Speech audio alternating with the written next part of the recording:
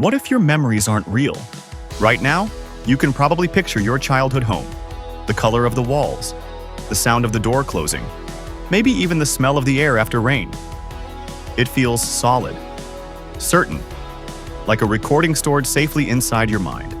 But here's the unsettling part. Your brain does not store memories the way a phone stores videos. It doesn't keep perfect files waiting to be replayed. In fact, every time you remember something, you are changing it. So how does memory actually work? Where are your memories kept? Why do some moments stay vivid for decades while others vanish by tomorrow morning? And if memory is flexible, how much of your past is truly accurate? Today, we're stepping into one of the most mysterious systems inside your mind. Welcome back to Simple Things Why and How, where we take the most ordinary human experiences and uncover the astonishing processes behind them.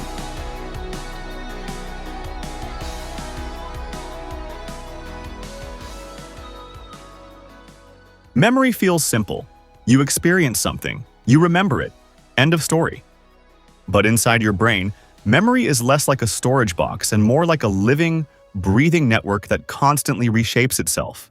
To understand it, we have to let go of the idea that your brain is a hard drive. Because it isn't. It's a storyteller. Every memory begins with attention. In this very moment, your senses are flooded with information. Light, sound, temperature, subtle sensations from your body. But your brain cannot store all of it. It would be overwhelmed. So it selects the things you focus on, the words you're listening to, the emotion you're feeling. Those signals are strengthened. They travel through networks of neurons, the tiny cells that communicate using electrical and chemical signals. When two neurons communicate repeatedly, their connection becomes stronger. Scientists often summarize this with a simple idea. Neurons that fire together, wire together. That strengthening process is the foundation of memory. It's not that a memory sits in one single place. It's that a pattern of connections forms across many regions of your brain. Visual details may be stored in areas related to sight, sounds in areas related to hearing, emotions in deeper regions like the amygdala, context and organization in a structure called the hippocampus, which acts like a kind of memory coordinator. A memory is not a file. It's a pattern. Not everything you experience becomes permanent. Short-term memory is fragile. It holds information briefly, like a phone number you repeat in your head before dialing. If it isn't reinforced, it fades quickly. Long-term memory, however, requires consolidation. That's when the brain stabilizes those neural patterns, often during sleep. While you rest, your brain quietly replays parts of your day, strengthening certain connections and letting others dissolve. Sleep is not just rest. It's editing. Your brain is deciding what is worth keeping. Have you noticed how emotionally intense moments feel sharper? Your first day at school, a frightening accident, a deeply joyful celebration. Emotion acts like highlighter ink for the brain. When something triggers strong feelings, stress hormones and neurotransmitters flood your system, signaling that this moment matters. The brain responds by strengthening the connections associated with it.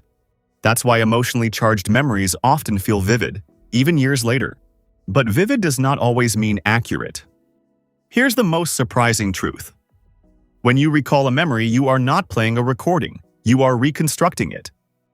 The brain reactivates the neural pattern associated with that event, but in doing so, it becomes flexible again. It can absorb new details, emotions, even suggestions. Then it gets stored once more, slightly altered.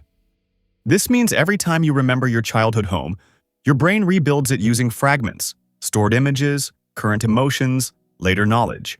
Memory is less like watching a video and more like rewriting a story from scattered notes. And over time, stories change.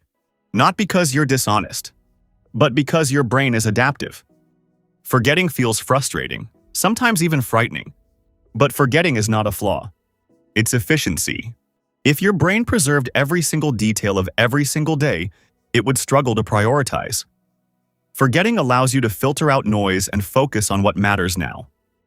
Your brain is not designed to archive everything. It is designed to help you survive and navigate the present. And sometimes that means letting go. So how does memory actually work? It works through connection, reinforcement, emotion, and reconstruction. It lives in networks, not boxes.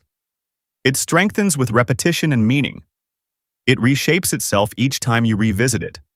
And perhaps most importantly, it is not a perfect mirror of the past. It is a living interpretation, which means your identity, built on memory, is also dynamic. You are not just a collection of fixed recordings. You are a constantly evolving narrative. Your brain is quietly editing your story, deciding what to emphasize, what to soften, what to let fade into the background. And in that sense, memory is not just about the past. It is about who you are becoming. If this changed the way you think about your own memories, take a moment to reflect on one important moment in your life and how it may have evolved over time.